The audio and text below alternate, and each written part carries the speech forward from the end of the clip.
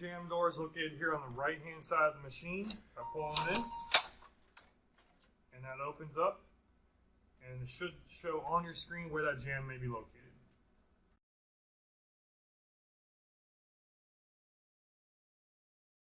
Other jam areas can be up here on the top feeder,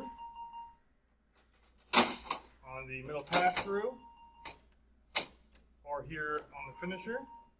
Anything green you can pull, turn to clear those jams.